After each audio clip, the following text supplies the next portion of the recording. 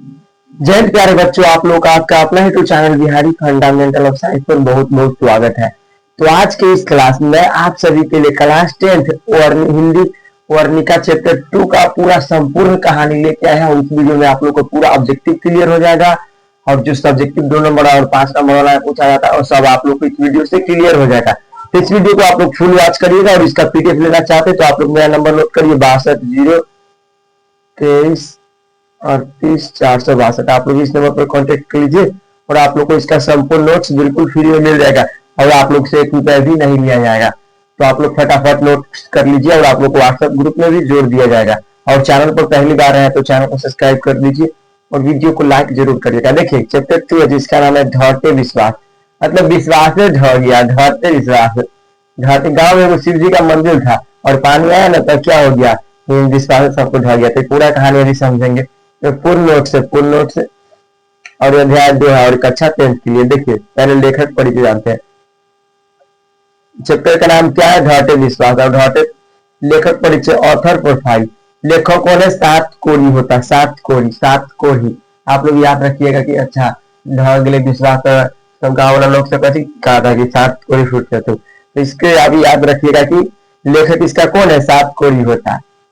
और जन्म इनका कब हुआ था, 29 अक्टूबर 1929 ईस्वी को मयूरभंज उड़ीसा में जन्म इनका हुआ था। तो ये दोनों लाइन को आप लोग मूल रूप से याद रखिएगा। इसके बाद कहता है कि भाषा, या मूल रूप से एक उड़िया कहानी है। ये उड़ीसा से बिलोंग करते थे, उड़ीसा की कहानी है, तो यह मूल रूप से उड़िया कहानी है। और विशेषता, इन्होंने भुवनेश्वर में रेल परिवहन विभाग और उड़ीसा राज्य परिवहन निगम में उच्च पदों पर कार्य किया। रेल परिवहन विभाग में और उड़ीसा परिवहन निगम में उच्च पदों पर कार्य किए थे। और इनकी कहानी में उड़ीसा की जनजीवन और प्राकृतिक आपदाएं गहराई से झलकती है। अब देखिए इसका हिंदी अनुवाद है। तो हिंदी में अनुवाद कौन किया, उड़ीसा में उड़िया में था तो उड़िया तो सबको समझ में नहीं आता, तो उड़िया से हिंदी में अनुवाद कौन किए थे, राजेंद्र प्रसाद मिश्र। पहले आप लोग को याद रखना है कि ढहते विश्वास क्या है। तो ढहते विश्वास एक कहानी है। क्या है, ढहते विश्वासवाद की कौन सी विद्या है, तो एक कहानी है। और इसके बाद आप लोग को याद रखना है इसका लेखक कौन है, तो लेखक है सात कोरी होता है। उनका जन्म 29 अक्टूबर 1929 ईस्वी को मयूरभंज उड़ीसा में हुआ था और यह मूल रूप से एक उड़िया कहानी है। और विशेषता इसका बताया कि इन्होंने भुवनेश्वर में रेल परिवहन विभाग और उड़ीसा राज्य परिवहन निगम में पदों पर कार्य किए। इनकी इन कहानियों में उड़ीसा का जन जीवन और प्राकृतिक आपदाएं गहराई से झलकती है। और हिंदी में अनुवाद कौन किए थे, राजेंद्र मिश्र। तो इस तरह आप लोग को याद कर लेना। अब इसका मुख्य पात्र देखते हैं जिसको हम लोग इंग्लिश में कैरेक्टर बोलते हैं। इंग्लिश में मेन हीरो होता है, उसी प्रकार हिंदी में भी होता है। तो देखिए इसका मेन पात्र को समझते हैं हम। पहला पात्र में कौन आता है, पात्र और परिचय एवं भूमिका। पहला पात्र में आता है लक्ष्मी, और लक्ष्मी के पति का नाम क्या है, महेश लक्ष्मण। पहला पात्र कौन है, लक्ष्मी है। तो कहानी की मुख्य पात्र केंद्रीय चरित्र वह एक साहसी, कर्मठ और संघर्षशील महिला है। लक्ष्मी है ना जो कहानी की मुख्य पात्र है और वह एक साहसी, कर्मठ और संघर्षशील महिला है। इसका घर दलई बांध के नीचे है। इसका बांध घर का है, दलई बांध है ना उसके नीचे है। अब इसका पति लक्ष्मण है, जो लक्ष्मी का क्या है, पति है। लक्ष्मी का पति जो कलकत्ता में नौकरी करता है। लक्ष्मी का पति लक्ष्मण है जो कोलकाता यानी कलकत्ता में नौकरी करता है। उसकी अल्प मतलब छोटा सा थोड़ा मोड़ा कमाई से घर का खर्च पूरी तरह नहीं चल पाता है। घर का कमाई है ना जो पूरी तरह से नहीं चल पाता है, थोड़ा मोड़ा चल पाता है। और देखिए अच्युत लक्ष्मी का बड़ा बेटा का नाम क्या था, अच्युत, जो अपनी माँ के साथ बांध की सुरक्षा और राहत कार्य में पूरी तरह से हाथ बटाता है। अब एग्जाम में पूछेगा कि लक्ष्मी के बड़े बेटे का नाम क्या था, अच्युत। लक्ष्मी का बड़ा बेटा अच्युत था ना जो अपनी माँ के हाथ मारा था बांध में। इसके बाद गुण निधि को समझिए। तो गुण निधि गांव का एक पढ़ा लिखा जागरूक और जुझारू युवक जो कटक से पढ़कर लौटा है। वह बांध की मरम्मत के लिए स्वेच्छा सेवक दल का गठन करता है। स्वेच्छा सेवक दल का गठन कौन करता है, गुण निधि है ना जो पढ़ा लिखा व्यक्ति है और गाँव में बांध आ गया तो सबको जागरूक करके बोल रहा है कि ऐसे काम कैसे चलेगा, बांध बनाना पड़ेगा और सबको मेरे साथ मिलकर क्या करना पड़ेगा, हेल्प करना पड़ेगा। और बोरा उठा के नदी के किनारे रखते जिससे पानी क्या हो सके, रुक सके। और आप लोग को पूर्ण कहानी हम समझाते हैं। देखिए, अब सरपंच, गांव में एगो सरपंच भी था। तो गांव के प्रधान जो गुणनिधि और अन्य युवकों को ना बांध पर नजर रखने और लोगों को सचेत करने का निर्देश देते हैं। कौन देते हैं? सरपंच। तो इसको अब आप लोग को समझ में आ गया होगा। अब इसका कहानी का सारांश देखते हैं। Story summary. ये समरी 5 नंबर वाला में पूछता है। कितना नंबर वाला में? 5 नंबर वाला में पूछता है। तो 5 नंबर वाला आप लोग को हम कंप्लीट कराएंगे। कहानी का सारांश देखिए, यह कहानी उड़ीसा के ग्रामीण जीवन और वहां आने वाली भयानक बाढ़ की प्राकृतिक विभीषिका पर आधारित है। लक्ष्मी का परिवार दलेई बांध के नीचे रहता है। लक्ष्मी का परिवार है ना जो दलेई बांध के नीचे रहता है। उसका पति लक्ष्मण कोलकाता में कमाता है, लेकिन उसकी अल्प मतलब थोड़ा मोड़ा कमाई, अल्प आय के कारण लक्ष्मी दूसरों के घर में तहसीलदार के यहाँ में छिटपुट काम करके 4 बच्चों का पेट पालती है। छिटपुट मतलब छोटा मोटा काम करके और अपने 4 गो बच्चा उस सभी को क्या करती है? पेट पालती है। देखिए, कहानी की शुरुआत पूर्व की आपदाओं की याद से होती है। कहानी की शुरुआत में पूर्व की आपदा, जो अचानक से घटना घट जाता है, प्राकृतिक, उसी को हम लोग प्राकृतिक आपदा कहते हैं। और गांव के लोग पहले ही सुखाड़ की मार झेल रहे थे। गांव के लोग पहले से सुखाड़ की मार झेल रहे थे और जो अब लगातार हो रही मूसलाधार बारिश ने उनके मन में डर पैदा कर दिया। दलेई बांध के कमजोर होने और महानदी के जलस्तर के बढ़ने से बाढ़ का खतरा मंडराने लगा है। दलेई बांध था और दलेई बांध पर कौन सा नदी था? तो महानदी पर दलेई बांध बना हुआ था।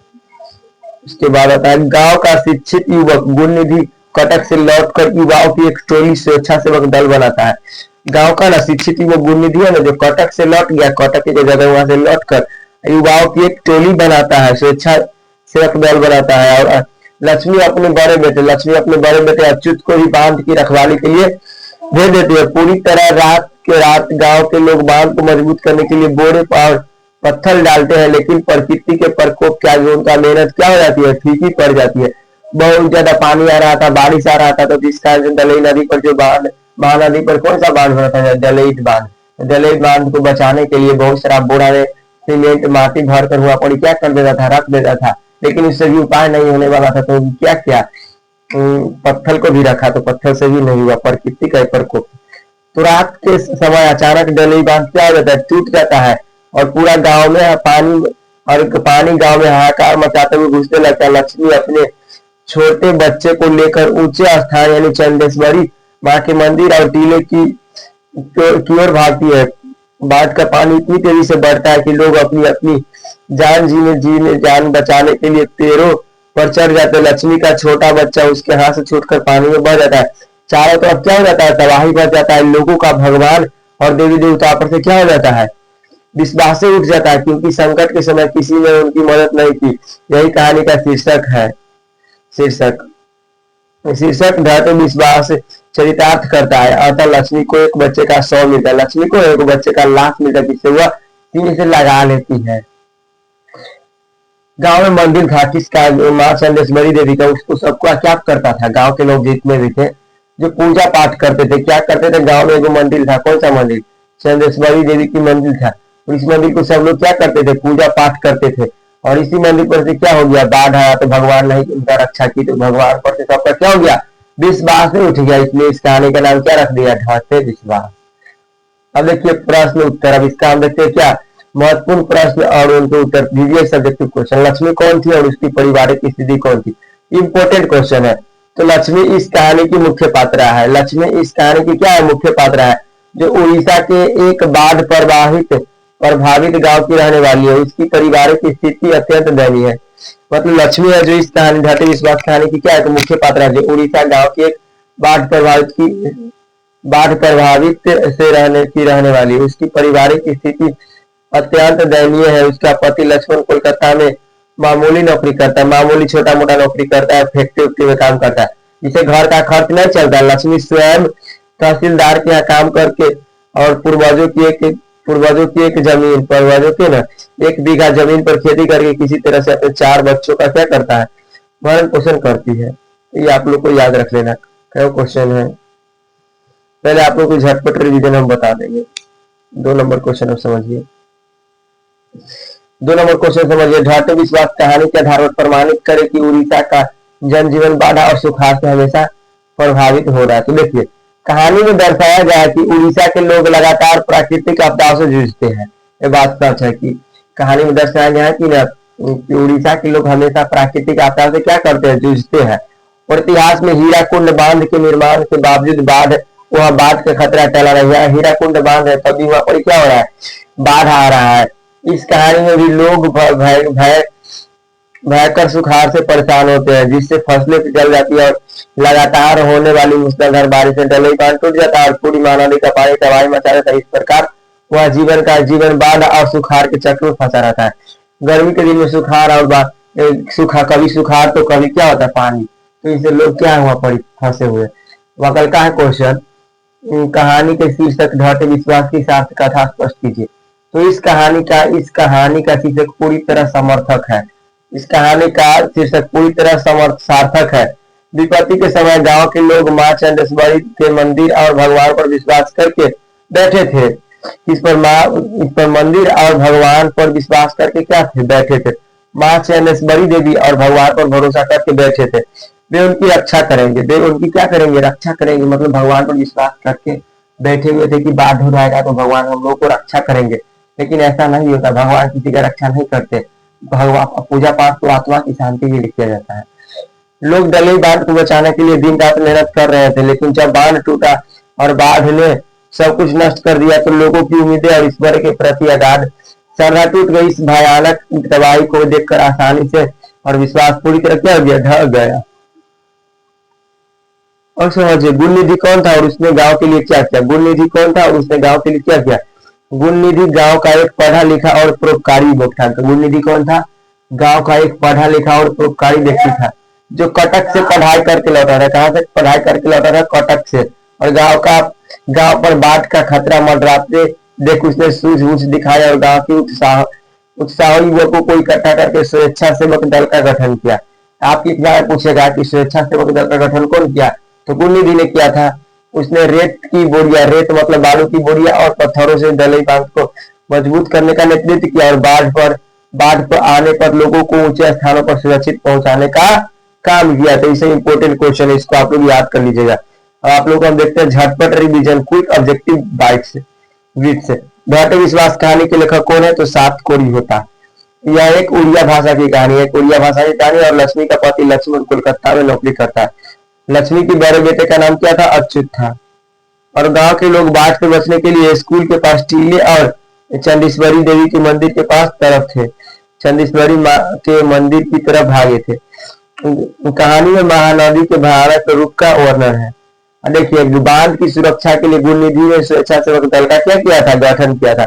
इन सबको आप लोग को याद कर लेना। और इसका पीडीएफ लेना चाहते हैं वो भी बिल्कुल फ्री में, तो आप लोग हमारा नंबर है, कॉन्टेक्ट कर लीजिए 62 23 38 462। आप लोग इस नंबर पर कॉन्टेक्ट कर लीजिए, पीडीएफ बिल्कुल फ्री में मिल जाएगा। तो आज के लिए इतना ही, मिलते हैं नेक्स्ट वीडियो। तब तक के लिए जय हिंद, वंदे मातरम। और चैनल को सब्सक्राइब जरूर कर